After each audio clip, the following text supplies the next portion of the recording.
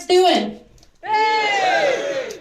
Awesome. As he said, my name is Caroline Exum, and as you can tell, I'm not from here. And I'm from Alabama. Don't hold that against me. I moved over here because I got married, and there were a few subtle differences that I was not prepared for. Like when my husband said he was having faggots for dinner. I thought he was just having a few friends over. And fanny means something completely different. There are things that you can say in America that would have dire consequences over here. Like if you said something like, I got my grandmother a fanny pack. You did what? Yeah, think about it. It's a finger. You know, or like sit your fanny down, or I'm going to spank your fanny. Yeah, it probably traumatized some people. But yeah, I miss my mom. My mom is like the most insane person in the world. She is addicted to eBay. It's becoming a real problem. She called me the other day and she was like, got something really crazy. She bought an ice cream truck. Yeah. Yeah, my brother was like, yeah, she wants me to drive that thing. But I think that, you know, you can do things different with ice cream trucks now. There's this guy in New Jersey that has turned an ice cream truck into a mobile DNA testing.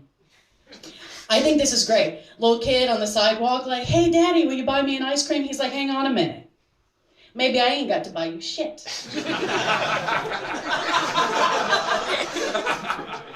I like that one too. So Valentine's Day is coming up. And I really hate any holiday where I have to buy a gift because I'm the worst gift giver.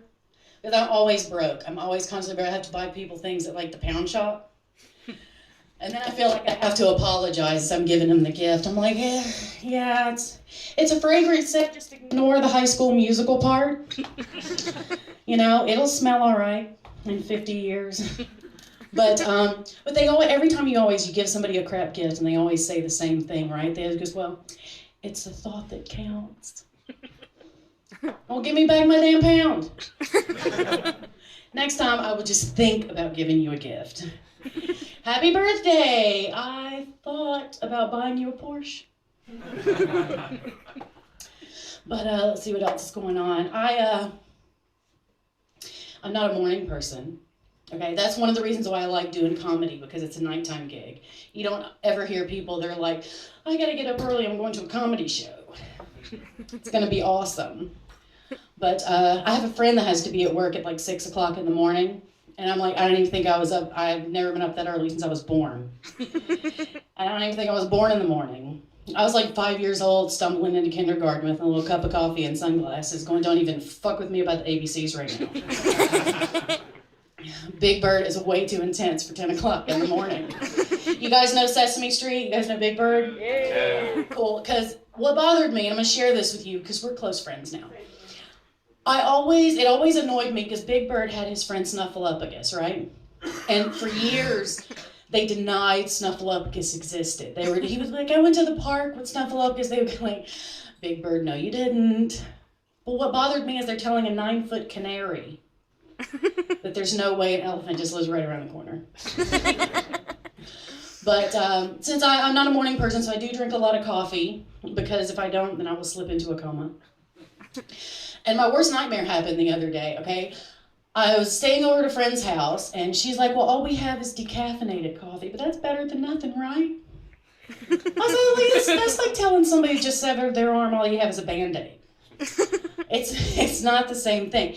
It's like non-alcoholic beer. Who really drinks beer for the taste? I mean, come on. Like, people are like, oh yeah, I'd like a beer, that'd be tasty, but I don't want to get drunk. So, you know.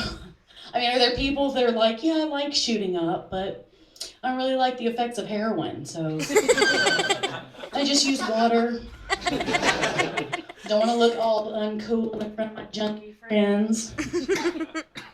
But I don't drive over here, which is great, because I am the worst with cars.